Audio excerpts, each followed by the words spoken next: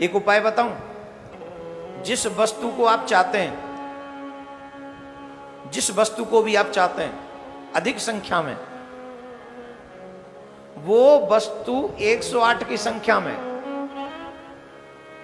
वो वस्तु 108 की संख्या में जब तक सामान चले, श्रावण मास हो, ध्यान से सुन लीजिए, फिर बाद में मत कहना कि बताया नहीं। बहुत बड़ी बात बता रहा हूं। जो वस्तु आपको चाहिए प्रचुर अवस्था में, श्रावण मास में प्रत्येक दिन, 2 दिन निकल गए तो 2 दिन का भी इंक्लूड करके, अब तीसरा दिन है ना, जो वस्तु चाहिए आपको 108 की संख्या में, शिव जी की सेवा में लगा दो, शिव जी पे चढ़ा दो। अगर वस्त्र हैं तो वस्त्र लगा दो। अब वस्त्र चाहिए प्रचुर अवस्था में तो वस्त्र 108 वस्त्र रोज चढ़ाओ। सोना चाहिए तो सोना 108 नित्य चढ़ाओ। 108 कुछ गहने बनाकर। चांदी चाहिए तो चांदी के पात्र 108 बना के नित्य चढ़ाओ। धन चाहिए तो 108 रुपया एवरीडे चढ़ाओ। मुझे पता है सब यही करेंगे।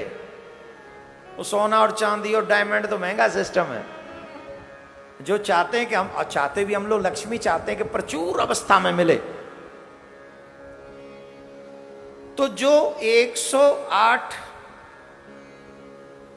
की संख्या में कोई भी वस्तु श्रावण मास में जो शिव जी पर अर्पण करता है या शिव जी के कार्य को करने में लगाता है, उसके श्रावण मास पूर्ण होने पर करोड़ों गुना ज्यादा करके महादेव 1 साल में वापस कर देते।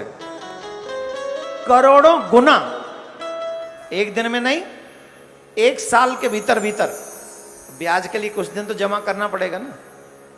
अब ऐसे 108 कर करके भी तुम कर लो तो 3,500 पौने 4,000 रुपए होते हैं। इससे ज्यादा नहीं होंगे। हाँ, सही है गलत है? और इसके 3,500-4 हजार रुपए के या किसी वस्तु के करोड़ों गुना करना कितना होगा? 1 रुपए का 1 करोड़। अगर भगवान शिव लौटा, ये लिखा हुआ है तो बोल रहा हूं मैं आपको, ये मेरा वाक्य नहीं है, मेरी जिभ्या मत पकड़ना।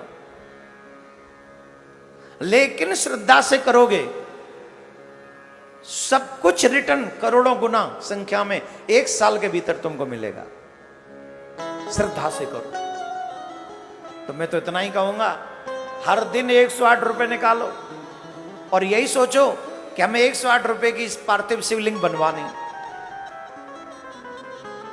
इसको कहते आम के आम गुठली के दाम। एक पुण्य तो वो हो रहा है कि 108 निकल रहे हैं, दूसरे जा किस काम के लिए रहे? बोले पार्थिव शिवलिंग का निर्माण होगा। तो एक पंथ 2 काम, पार्थिव शिवलिंग की स्थापना ही कई गुना ज्यादा फल दे देगी।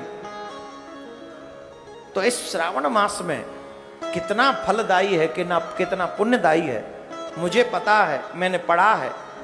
आप अगर विश्वास करते हैं तो एक बार निकल जाइए मेरे प्यारे। श्रावण मास में अपने आप का कल्याण करने के लिए उद्देश्य बना लीजिए। बोलो राधे राधे। ऐसे नहीं, जोर से।